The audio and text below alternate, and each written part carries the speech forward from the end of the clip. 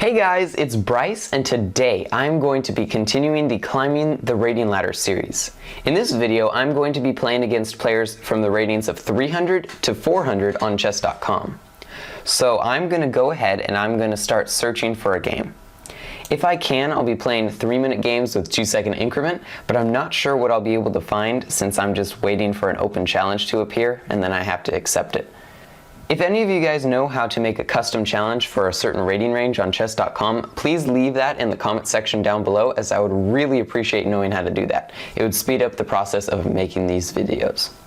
If you like what you see, please leave a thumbs up on the video and subscribe to my channel down below and hit the bell icon to be notified about each new upload. Alright, time for the first game. Alright, so I just got my pairing.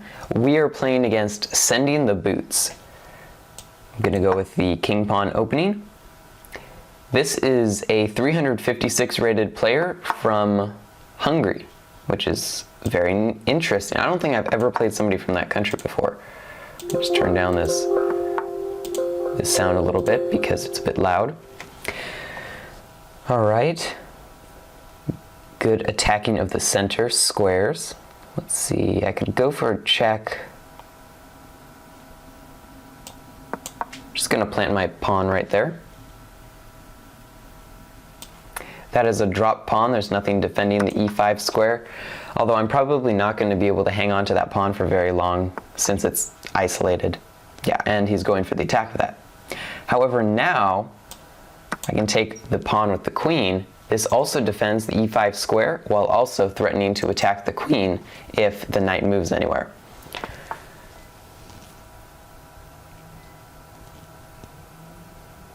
I'll just back my queen up one square. No need to sweat that move. And he's pushed the pawn again. Unfortunately for him, I can just put my queen right back where I had put her originally.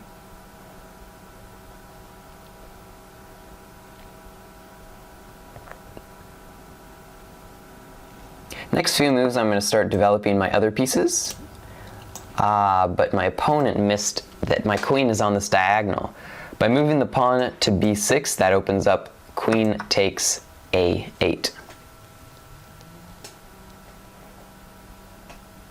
Now, if you see this particular blunder in any of your games, be very careful because there are many ways that your queen can end up being trapped in that square and you end up losing your queen for a rook. So just be very careful when you're going for these moves where you're taking the rooks that your queen isn't getting trapped. Sending the Boots is thinking. Oh, I don't think I mentioned this before, but this game is 2-minute game with 1-second increment, so it's pretty close to 3-2, but not quite. And my opponent has resigned. So I would give the advice that if you are playing at this rating level between the rating of 300 and 400 on chess.com, that you abstain from resigning early. That is one thing that will severely restrict your progress in improving in chess, is just resigning games.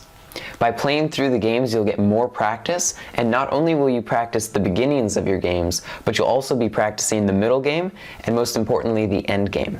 The end game is very important, and the more times you can run through a different end game in one of your games, the better off you'll do later on down the road. So there isn't a whole lot to look over in this game. Just a couple mistakes by my opponent. This is only a 5-minute game, but let's go through it. The king pawn, moving knights out, those are book moves, perfectly fine. Moving d5 is good. If I take with my pawn, he can recapture with the knight, I capture his knight, and queen captures. So pawn takes, knight takes, and queen takes, and then I've lost all control of the center, and black has a queen in the center of the board. So I didn't go for that. Instead, I took control of the d4 square since there's no defender for that. My opponent goes for the 4 center pawns, and this is something that in your spare time you should run through this. Look at the different possibilities of, if I take here, what can my opponent do that would be bad for me, and what would I do in reply? It's very good to run through these things outside of game time, when you have unlimited time to just practice different possibilities, run through different trails of moves. That'll help you out a lot in the future. So here I just went ahead and I took the pawn, since it's a free pawn there and it attacks my opponent's knight. I wasn't anticipating on hanging on to that pawn for too long, since it's isolated out there and it's pretty difficult to defend. I can try going knight to f3, maybe bishop to f4, but it's just going to be very difficult to hang on to that pawn in the long term of the game. So my opponent moved to knight d7, a good move attacking the pawn, and unfortunately for him that left the d5 pawn undefended, so I went ahead and took that. My opponent pushed my queen around a little bit and then overlooked the threat of the queen down the diagonal, and I was able to take the rook. After that, sending the boots resigned. So sending the boots, if you're watching, you played very well up until move number 8, actually. You just got to watch out for those diagonals. Those diagonals are killer throughout any period of games, throughout any rating level. You always have to watch out for the diagonals. But other than that, your opening was very strong, so good job. Right now I'm going to go ahead and look for a second game. Alright, so I just got paired in the next game. I am playing against chessusee, rated 358. Or sorry, 353 from the Philippines. Good book move so far. We have, I think this is the 4 knights game. Let's just get my bishop out before I move my pawn to e6, so I'm not locking in my bishop.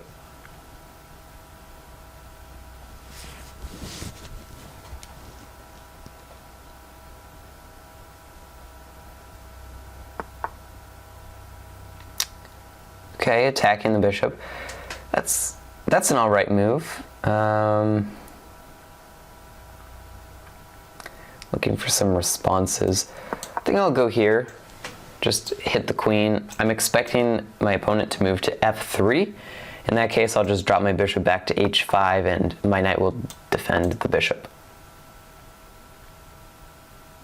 One possibility is that my opponent moves to g4, which kind of locks in my bishop a little bit. Okay, here my opponent has a pawn defending and a knight defending. However, if you look closely, the bishop is actually pinning the pawn on f3, which means if knight takes, I can take the knight for free. If my opponent were to capture, then I will win the queen. So my opponent here has to be very careful about what they are moving. Okay, my opponent's trying to double up on the d4 square, which is all right, but this is kind of a premature attack, so I'm just going to boot the knight. There's no reason to leave an opponent's piece on my side of the board and just let them sit there for an untold amount of time. If you can, push that piece back. Okay, good. I'm just going to take right here. There's a couple different possibilities, but I'm looking at eventually winning the d4 pawn with my queen and my knight both ganging up there. Okay, so I'm going to take with my knight because that also attacks the f3 square as well. My knight is defended by my queen, and if his knight takes my bishop, it is defended by my knight.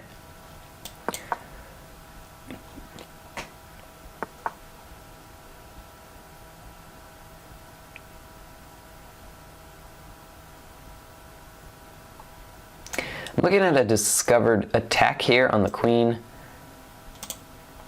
I have a lot of possibilities here. Let me just check.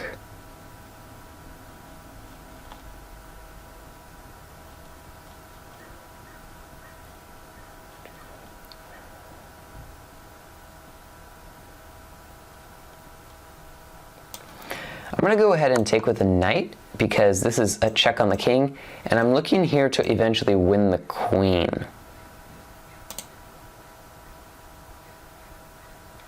But it all depends on where the king goes to.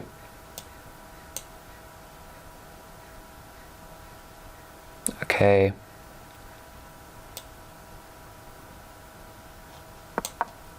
Let's go back to where we were. This is an attack on the bishop, although I think I have under-defended my bishop now. Could be a problem.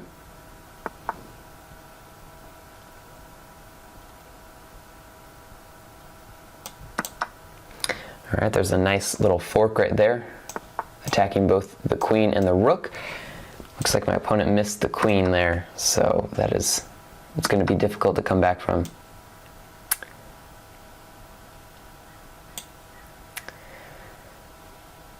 I'm going to go here, attack that rook down the board. In this position, I'm kind of hoping my opponent doesn't see it, and thankfully I was correct. They did not see that. Okay, what did my opponent take? A knight for a rook.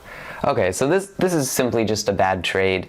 The rook is worth 5 points while the knight is only worth 3, so once I recapture with my queen, my opponent is simply down 2 points.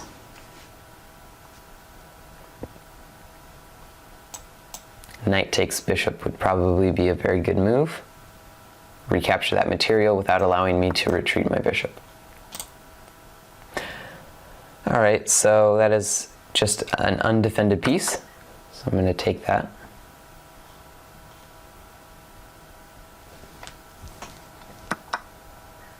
I'm going to go ahead and take that. However, now that there's no bishop there, I can win the knight by checking the king. After that, I can take the knight.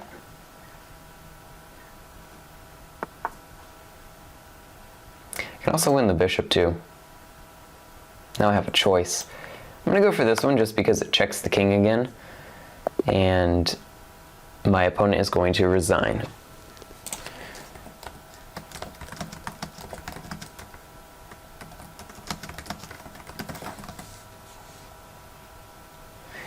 Alright, so I'm going to take a quick look at the game report. My opponent played well, they just missed some attacks here and there, a couple bad trades, all very typical things to see within the ratings of 300 and 400 on chess.com. Their opening was pretty good, in my opinion at least. Played through the opening pretty well. Of course, the computer does not think so.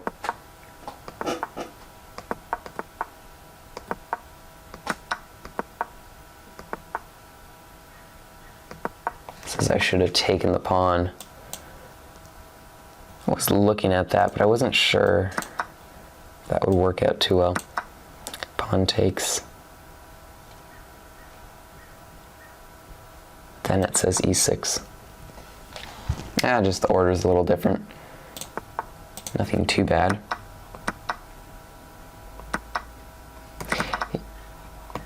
Where was it? At one point, I think I did actually drop my bishop, but my opponent didn't see it. That was just an oversight by me. So blunder, yeah. It allows the check. Oh, I had bishop to c5. Checking again. I take there, king back.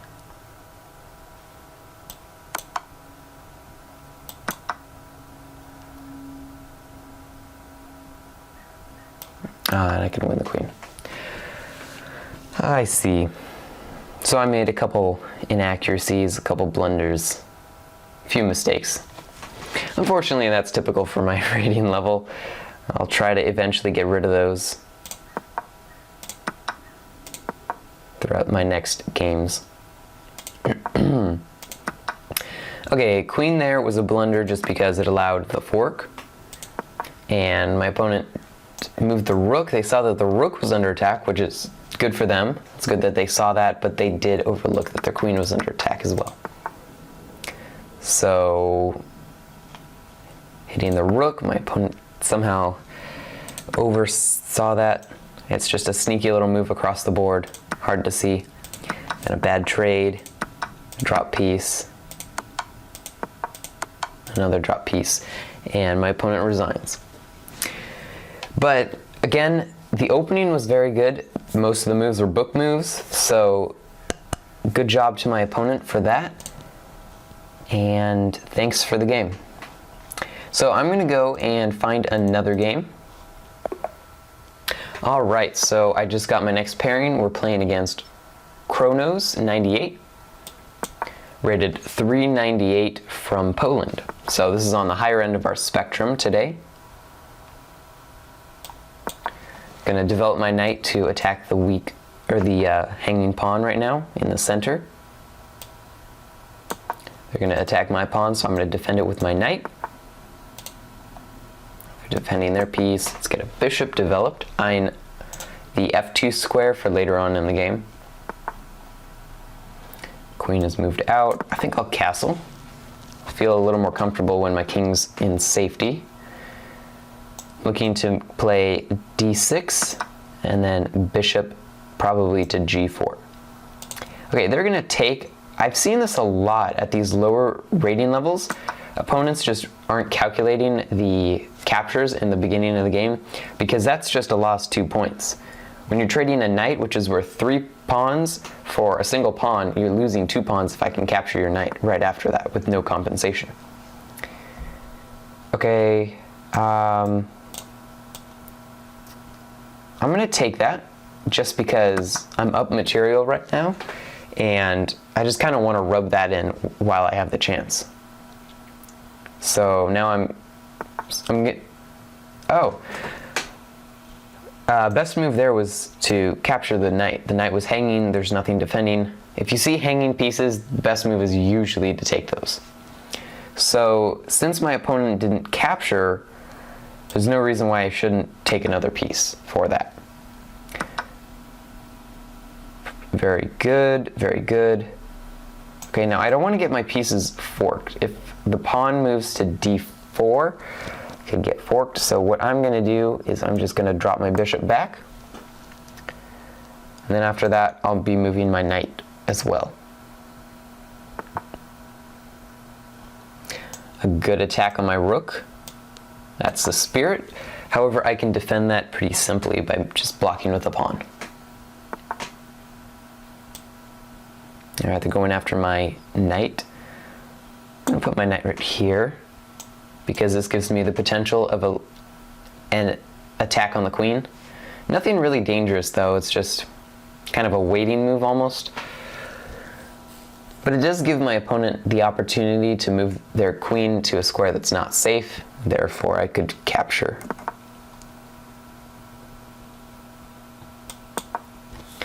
Alright, the reason why I'm moving my rook to e8 is because it's aligning itself with the queen. If I can move a pawn up and he takes my pawn with his, this gives me a free queen. So I'm not going to do anything about this attack because if he takes, I can always just snag the free queen behind. So I'm going to develop my bishop to here. I'm looking at this potential attack, which is a skewer on the queen and the rook. This will win me the rook in the future. But before I can move my bishop there, I'd have to move a6. Okay. Now I could go for the attack on the rook, or I could go for an attack on the queen.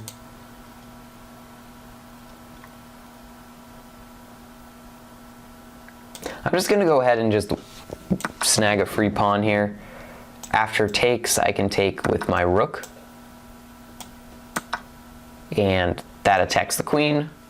The knight defends the rook. And everything is looking very good for me. Okay, they're going to take that pawn. It is a little bit frustrating, but it's not really a threat. So I can be looking at ways for trapping this queen in here.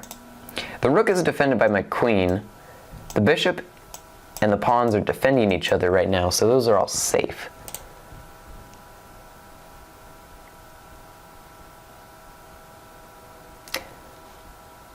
I'm just going to give my king a little bit of breathing room right here because I'm planning on moving my queen probably to e8, and after that trapping the queen. But I also want to have a little breathing room for this king because I don't like him being so vulnerable. Good attack, hitting my rook. However, I'm gonna go for, wait a second. Now, if I go here, my opponent can just take the rook. After that, I'll take, they take my rook. So I can't allow that. I'm gonna put my rook back there. Because if I go through this trading sequence, I'll get a queen, but at the cost of losing 10 points. Oh, whoops, I do not want to pre-move there. They're gonna get their queen out of the danger. A wise idea. I have 20 seconds, so I'm gonna have to play a little bit quicker. Talk a little less, play a little faster.